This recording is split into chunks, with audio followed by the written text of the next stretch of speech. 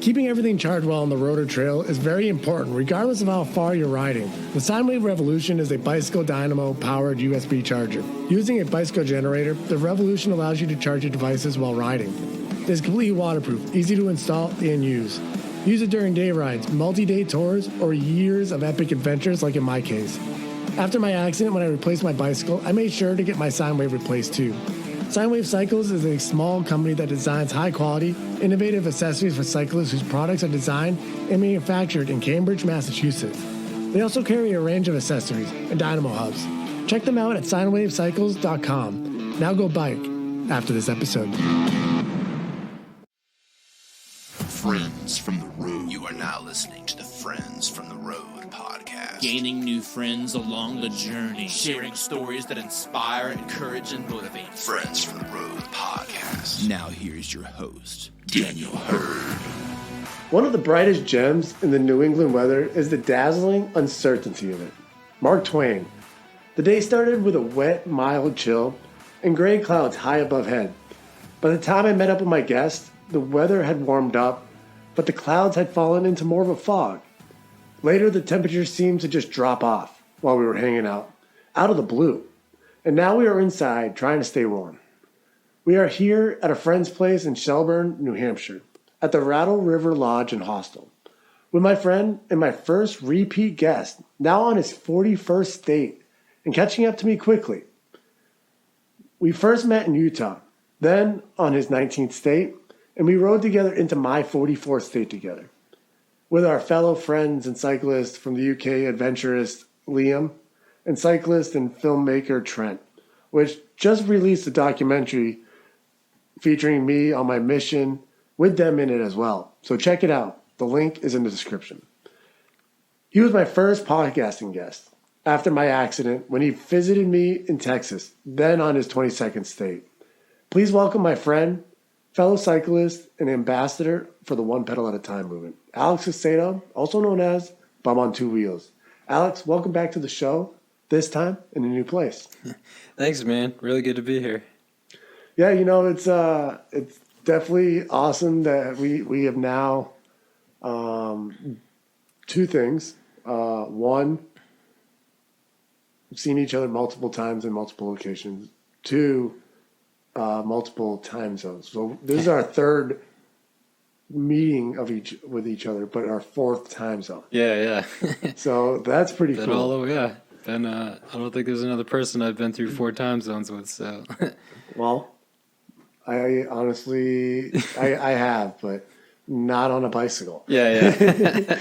So, but you've been doing a lot of stuff since our last episode, which was episode 3 of Movement Monday series in the Friends from the Road then.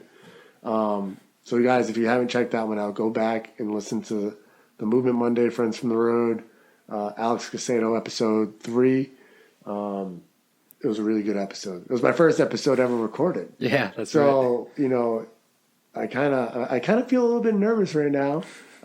For myself, it's nothing. I'm not in a bad way.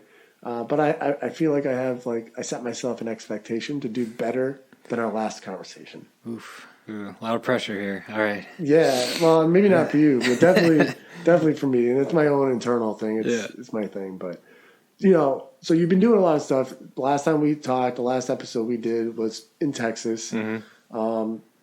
That was what, 19 states ago now, because this is 41. Yeah.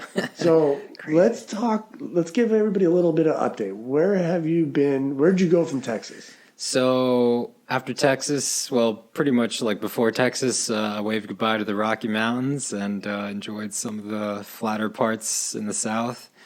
Yeah, like you said, State 22 in Texas, I left. Finished Oklahoma, Arkansas, went through Tennessee, then went south all the way through the southern states into Florida to spend the Christmas break. And I got to do one thing that I've always wanted to, which was spend a major holiday in a tent. Either spend a major holiday or your birthday in a tent while on tour. And on Thanksgiving, I rode up to a school, climbed in the woods in the back, pitched the tent, and enjoyed a nice apple pie sandwich that I got for $1 at a gas station, and I just like was really like, this is a milestone for any, through hiker or bicycle tour, is spending one of these major moments just alone in a tent in the middle of nowhere. So that was a good time. I can relate to that. Oh, I'm sure. Yeah, I can relate to that. Definitely can relate to yeah. many holidays. But for me, I don't know how it is for you, but I'm not really big into holidays. So No, yeah. I used to be really big into Halloween. I loved costumes, but Yeah. I didn't even care if it was Halloween. But for me, I look at holidays like if I earned it type thing. So I celebrate, Labor Day because I've worked. I celebrate Veterans Day because I earned that.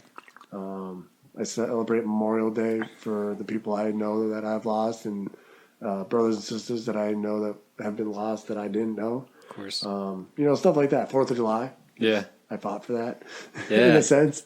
Dang, that's how I look at it. I feel bad. I guess I can't really celebrate any holidays because I wasn't part of the pilgrimage for Thanksgiving, but I mean, God knows I love me some turkey on Thanksgiving. Hey, So but in reality, Thanksgiving is a good one because maybe, in a sense, I don't like it because of the way we celebrate it, but in the sense of pilgrimage, we all can celebrate Thanksgiving in that way because For sure, yeah.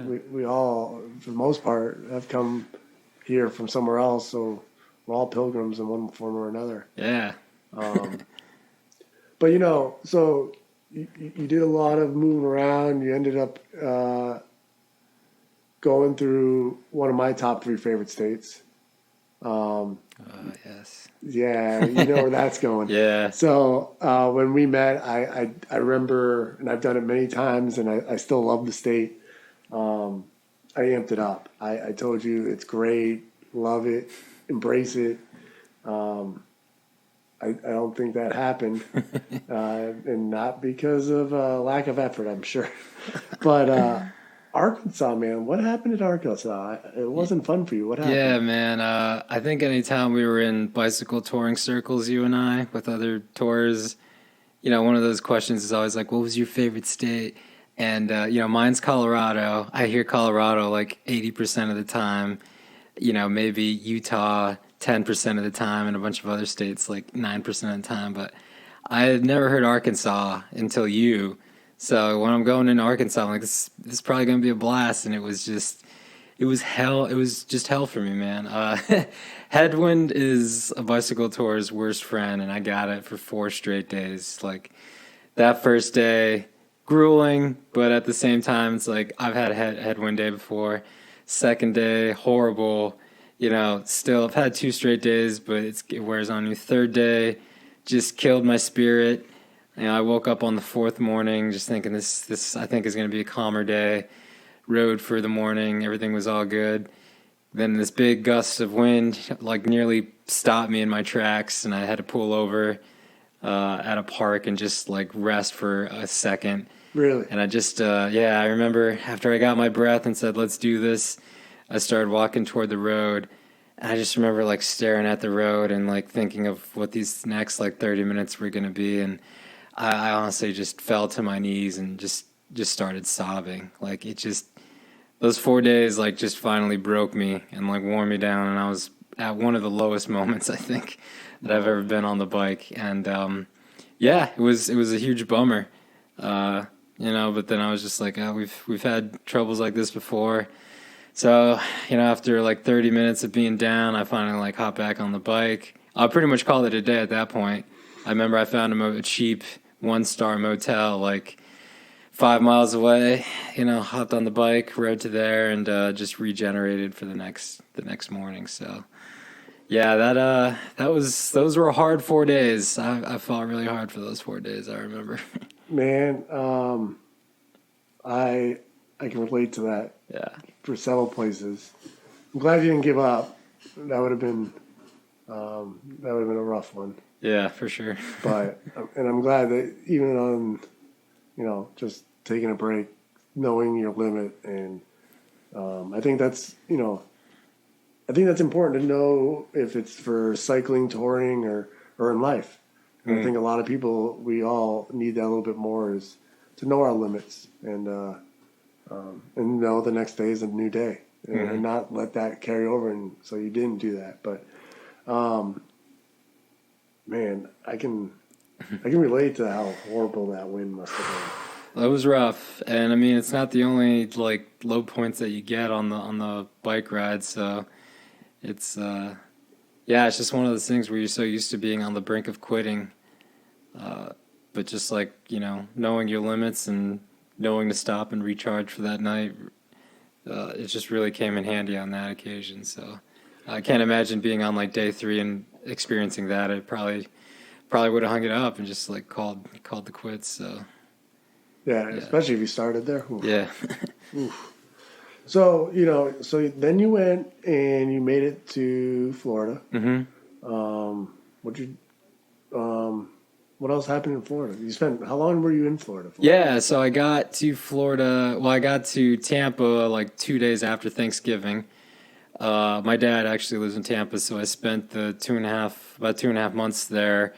Before heading up the East Coast, because I just didn't think it'd be a good idea to be in Maine in February. That just didn't seem like a good idea. On a bicycle. Good call. Yeah. As you know, it's still not the greatest. Yeah, it's still pretty cold up here in April, so. Almost May, yeah. Yeah. So, I spent 2.5 months down in Tampa with my dad, and I had cousins in Clearwater. I just spent the time gaining weight and being lazy, and then just prepping for the East Coast trip. No, you weren't being lazy, and you weren't gaining weight. You were filling the fuel tank. That's right, yeah. And preparing for the next stretch. Yeah, absolutely. Filling up making sure the fluids and everything working properly. That's Definitely, the way I look for at sure. It. So, all right. So while you were in Florida, you became an Opat Ambassador. Yeah. Let's talk about that.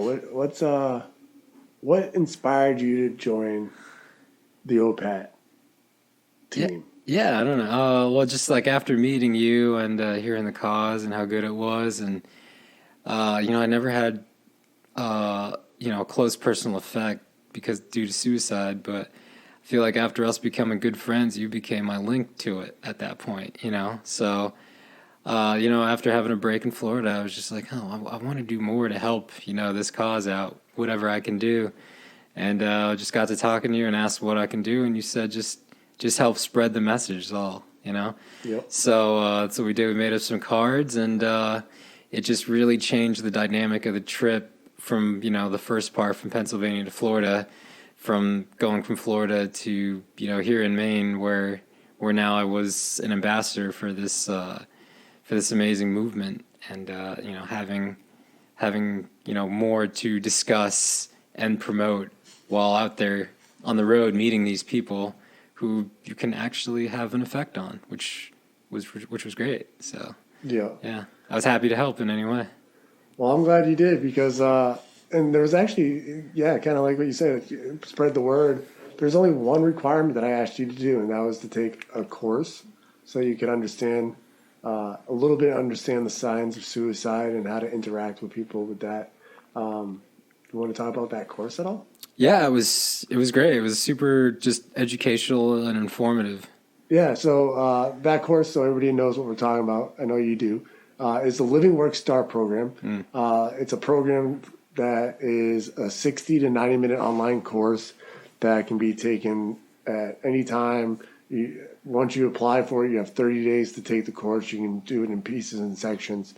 And it's a really resourceful course. So if anybody's interested in taking the course, please reach out to opaatm@gmail.com and put in the subject line, Start Health. We'll give the course to you. It's all from donation, so that's how we're able to give these courses away. But sorry, Alex. Oh, yeah. Tell us about how was the course for you? Tell us about it.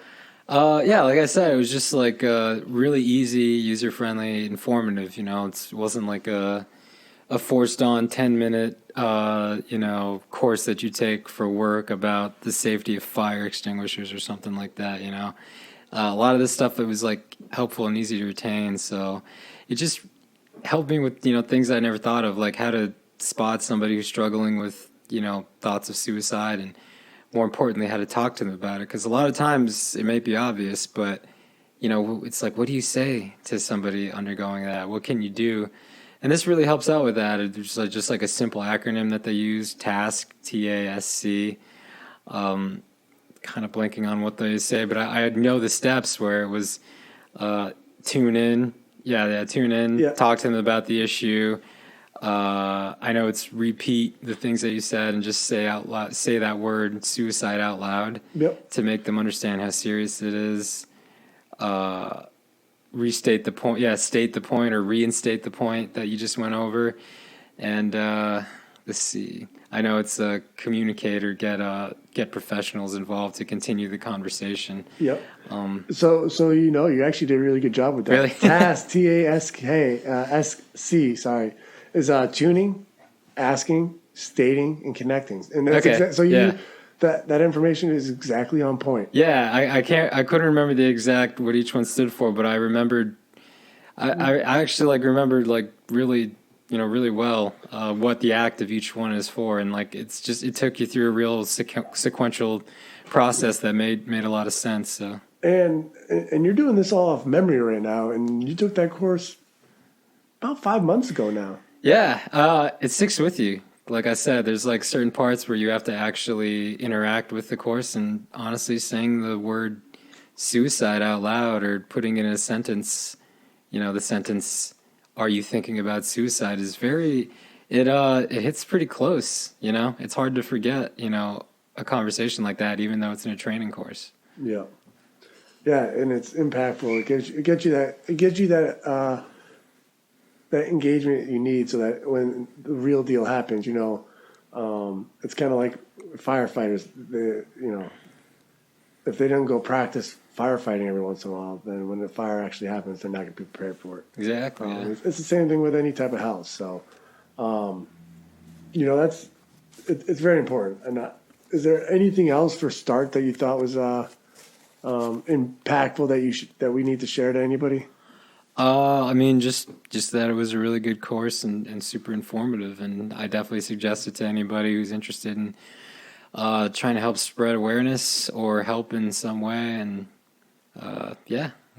pretty much it. All right. Well, hey, let's take a quick break, but when we come back, I want to talk about your segment from Florida to PA. Yeah. Briefly, and then from PA to now. So let's do that when we get back. Yeah. Hey guys, Alex Caicedo here, aka Bum on Two Wheels, and an ambassador for the One Pedal at a Time movement. I'm super excited to have joined the group and to share their message while I'm on my own journey. I recently completed the Living Work Start training course, which gives you techniques on how to identify somebody struggling with thoughts of suicide, how to talk to them about it, and also provides resources to help them. It's a super great course that's easy to go through, interactive, not boring, and did I mention educational, which is the #1 priority of the Opat movement. So if you're interested in joining the movement, get started at start.opatmovement.com. I think you'll find it very informative and worth your time. Now, to the episode.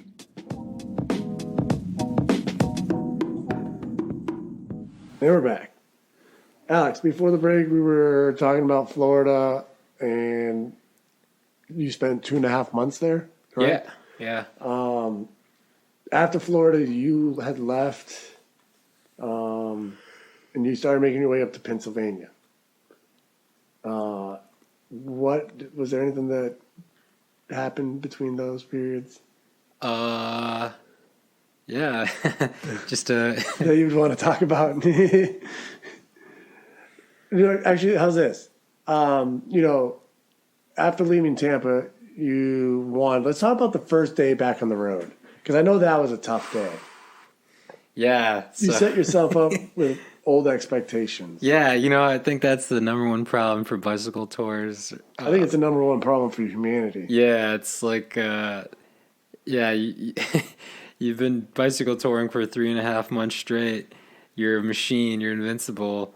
Now let's take 2.5 months off, gain 25 pounds, and let's just resume the the route mileage that we were planning 3 months ago. So for some reason, I thought I can just hop on the bike and do a century ride right out of the gate.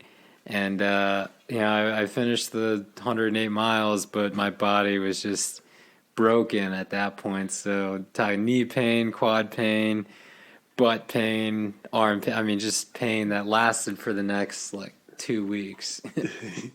So yeah, that 100+ mile day that could have broken up into 4 days. Yeah. Or Tampa to even 2. Orlando, yeah. Yeah, I definitely should have broken it up into 2, that's for sure. I definitely learned that lesson fairly quickly and suffered for 2 straight weeks in pretty bad pain. So that was fun. Yeah, I bet that was a huge enjoyment. For sure. But what about interactions with people? Because you had just become an Opat Ambassador. Yeah. You had just got all these business cards to pass out to share the cause. What was up with that? Yeah, How'd that go? It was interesting. I mean, it's just like a cool conversation to have. There's 2 types of people, like the people who get excited over what you're doing, and they see the car and like, oh, that's really great, awesome, and that's a really cool conversation. There's also the people who have been personally affected by this issue, and I remember talking to one of them in Virginia Beach. She struggled with it, and she was actually brought to tears during our conversation as she was explaining her issues with me. And she said she went to a church group to kind of help out with this stuff, and she asked me for a bunch of the cards that she can put on the bulletin. And that just that kind of really made my day. And it was just nice just talking and listening to her. And at the end of the conversation, she just said, thanks for the conversation, which, that's kind of what it's about. That's kind of what we talked about. It's really just about stopping to say hello. And then hopefully the person responds, says hello back, and you get a conversation going.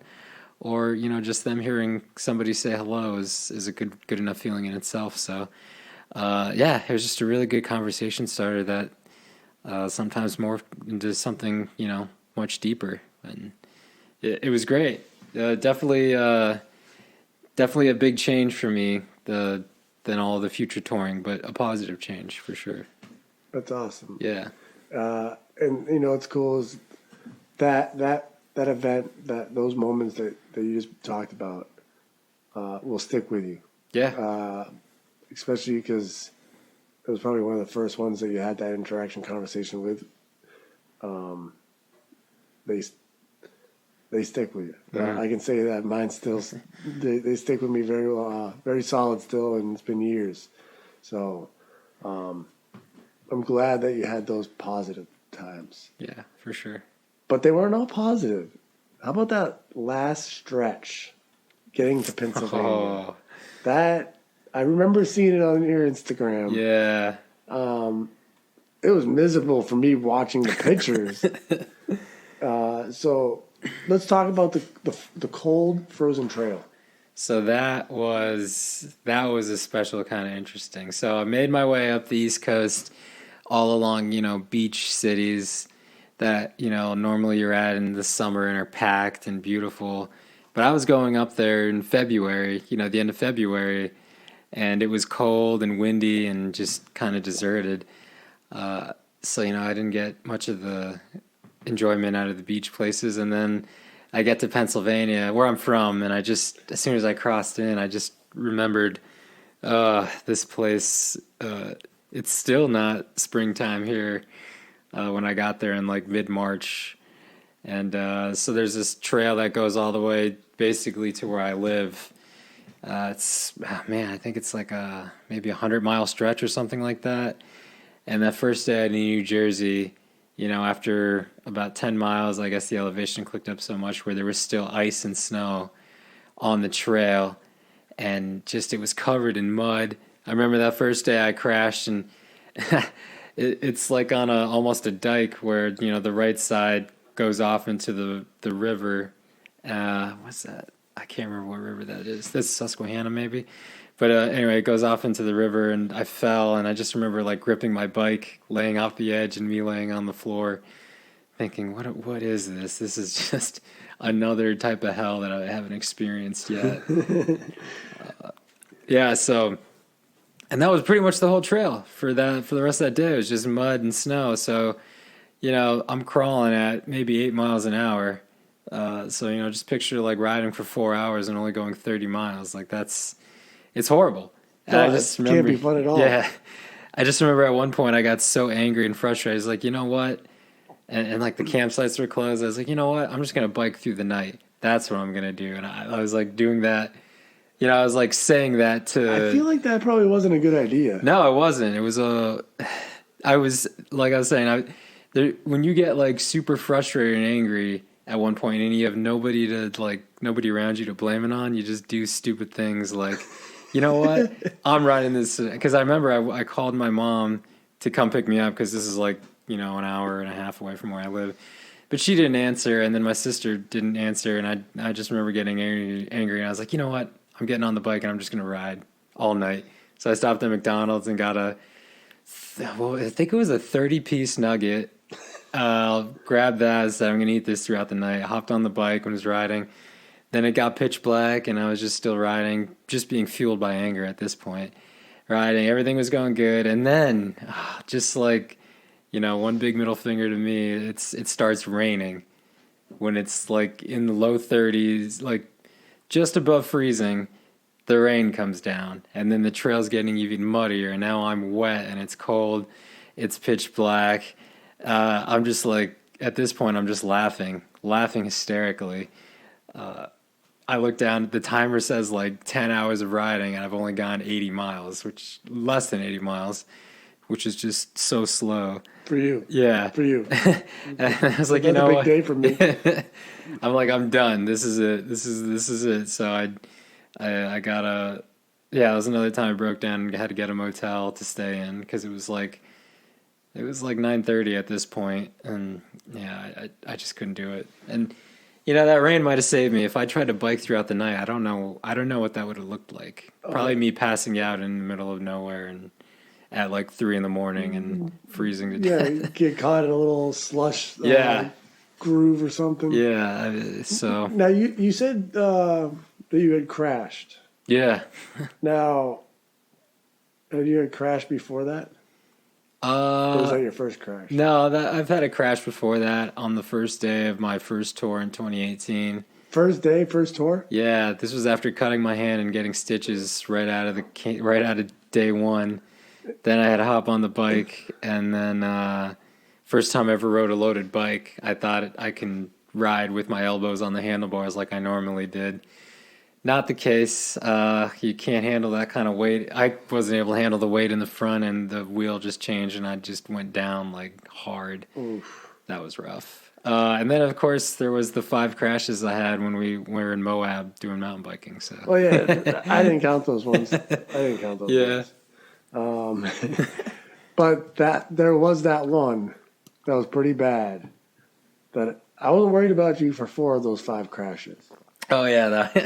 But the one where you went and like kept your feet somehow strapped to the pedals, which you weren't on clips. Yeah. Clip setup. And went face first, no hands, into the flat rock in front of us. Man. That was the one. Like I jumped off my bike and I had to come make sure you were okay. Yeah. Yeah, that was a rough one for you. Yeah, that one was scary, and it sucked because I ended up breaking the shifter, and I was stuck in one gear the rest of that ride. But that was still one of the best days I think I've ever had, so I didn't mind it so much. It was so much fun, man. Yeah. I look forward to being able to do some more of that soon. Oh, yeah. Hopefully tomorrow. We'll see how it goes. Yeah. But hey, I also wanted to talk because, you were in Pennsylvania, visiting home. Well, let's go back.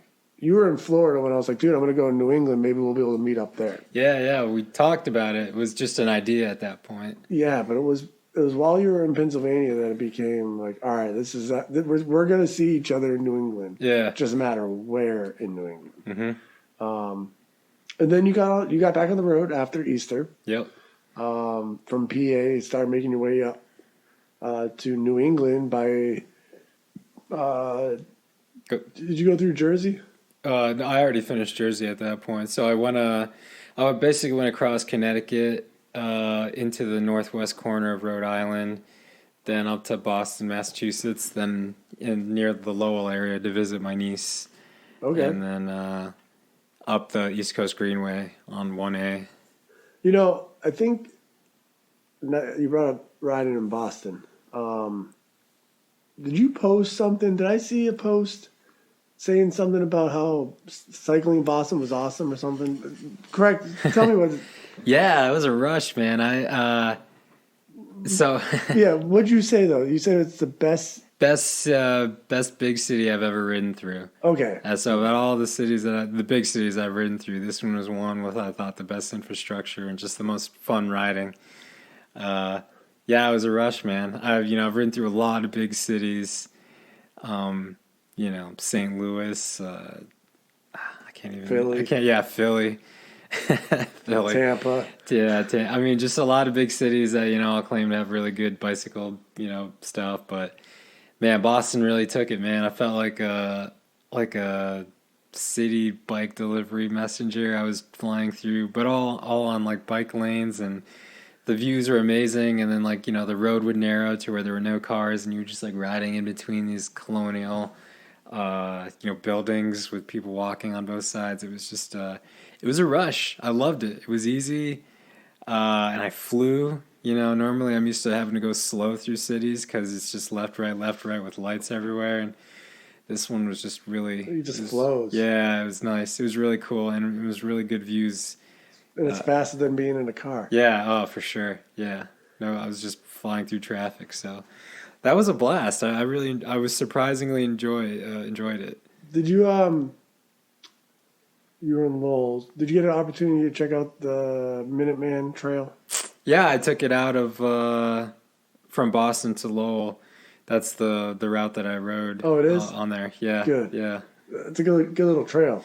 Yeah, I loved it. Other than the flat tire I got on it. Yeah, I don't know if I got it like during the last mile, or if I rode the 10 miles with a flat and didn't realize it till the last mile. So. Well, I'm hoping that it was the latter of the two. Yeah. Because it's no fun riding flat. Yeah. I feel like, especially when it's like, dude, I did it with the camper. I was climbing a hill when I had the camper. And I was just like, I'm climbing a mountain. It's just, I'm slow. And like, I remember it was like 5 miles before that, I thought some car threw a firecracker at me. And the guy I was riding with, and come to find out, it was my tire blowing out. Oof. And I just rode it for 5 miles with a flat tire. Yeah. So totally understand that. No fun. I hate that. Yeah. So you went to Boston. You left there. You skimmed through New Hampshire. Made your way into Maine. Got to just north of Portland yesterday. At the time. Yeah. And then we were like, dude, we're gonna meet up. Yeah. It's happening tomorrow, which is now today. Right. Which at the time of this recording will probably be about 2 weeks from now. Oh, yeah. So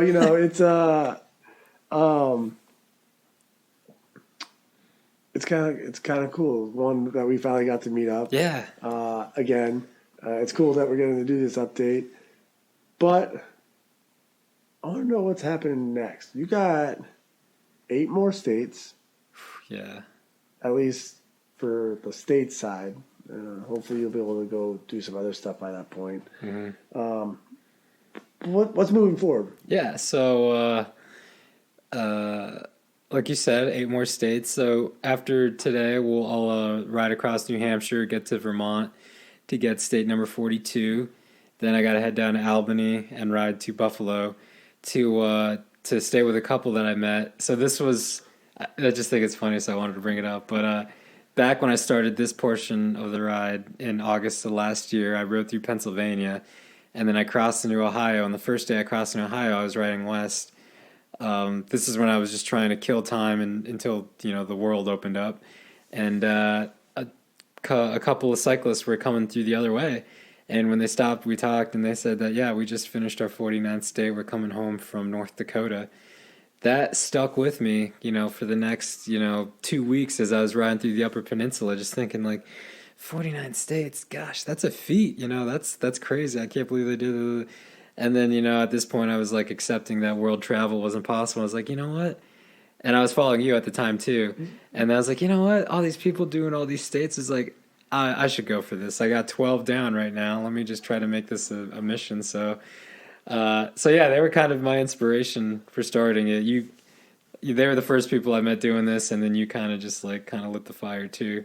You're like, dude, if this guy can do it with a camper, I should be able to do this, no problem. So yeah, it was just cool. I kept in touch with them, and then when I was in Florida, they actually mailed me their spot tracker, their GPS tracker, told me to use it so they can follow and others can follow.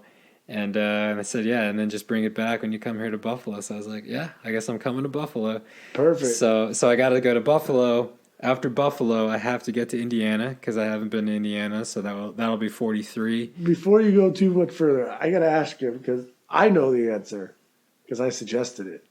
But why are you dipping down to Albany and then going to Buffalo? Why aren't you just going straight to Buffalo? Oh, because there's this trail people have talked about called the Erie Canal Trail. Yeah. So it sounds really cool. And I've just been falling in love with these, like the Gap Trail and what's the other one? The Towpath, or the one that goes from CNO. The CNO, yeah. I've ridden those trails, and they're just so awesome. They got campsites on the trail, free to hikers and bikers, and the Erie Canal is kind of the same thing. I think you said free camping at the locks. All the locks, except for the first and last one, because those are federally owned. Yeah, so, I'm going to take advantage of that. Dude, I got a sticker. And that's the reason why I wanted to bring it up. Is one. Oh, to talk about how you got the sticker. I wanted to bring up my sticker. Yeah. No, it's cool because if you do it from start to finish from Albany to Buffalo, and you submit your GPS coordinates, so you can show them that you did it from the start to finish, you get put into this category. And when I did it, there was less than 2,000 people that had done it from end to end. It's called the end-to-end trail program. And I didn't know this back then, but just the other day when I was visiting my sister, she let me see some of my stuff that she's been holding on to for me. And in one of those was an envelope from the Erie Canal Trail, committee board, I guess, of sorts, with a sticker in there, a little certificate. It was a pretty cool little thing. Yeah. It made me all pumped up, and I'm nice. And obviously, I didn't know I was going to get that before I suggested it to you. But dude, you got to do it so you can get the sticker. Yeah, I'm psyched now. Now I want this mythical sticker. So. Yeah. All right. So after that, I had to go back. So after that, we got to dip down. Go to Indiana, you said? Yeah, we have to go through Indiana. So to make state 43, and then after that. After that point, it's and I'm going to steal this title from Seth, our buddy Seth, in the van. Yeah. Then the road to Alaska begins. So I will then head west to, and then I have to get the northwestern states: Montana, Wyoming, Idaho, Oregon, Washington. But after leaving Indiana, it's all going to be just all about heading to that northwest corner and getting ready to. What I hope will be an open Canada and into Alaska. I know it's still a little ways away, but when you hoping to? How fast are you trying to get to Washington? So Washington, I'm hoping to get there in the June timeframe, early June. Okay. It's almost. It's May. A couple days. I'm aware. Yeah. Okay. Speedy Gonzalez. We'll see. Well, I just got to go through Indiana, and then after that. I've already ridden through the states in between, so if timing is an issue, I'll have to just get transportation to one of them. Yeah.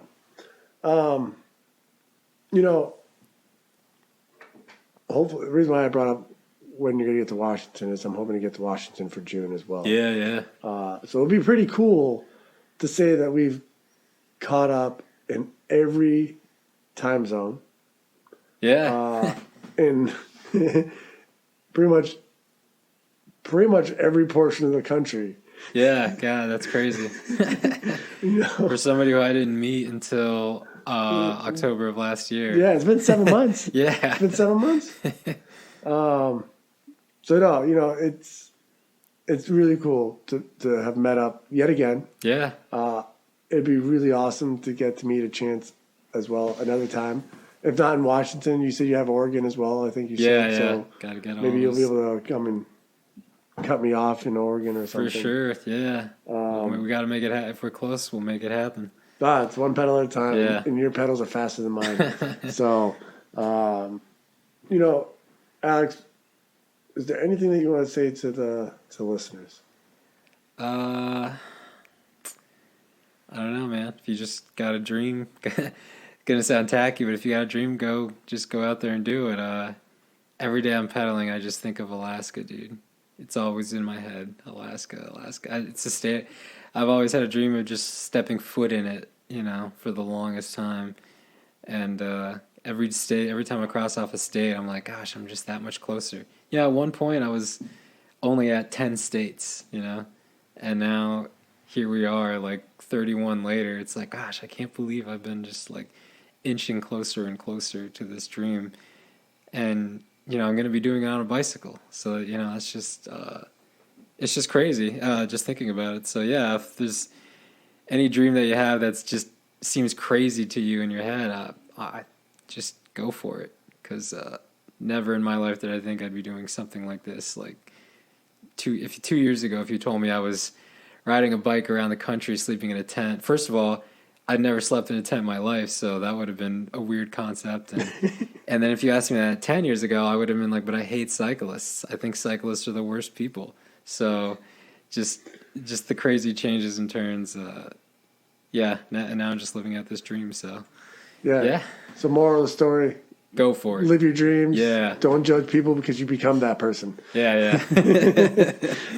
Well, guys, Alex, thank you so much for joining us. Yeah. Everyone, I hope you have a blessed day.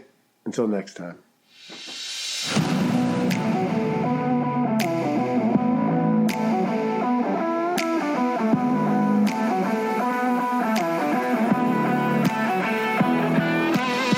Copyright Opat Movement 2021.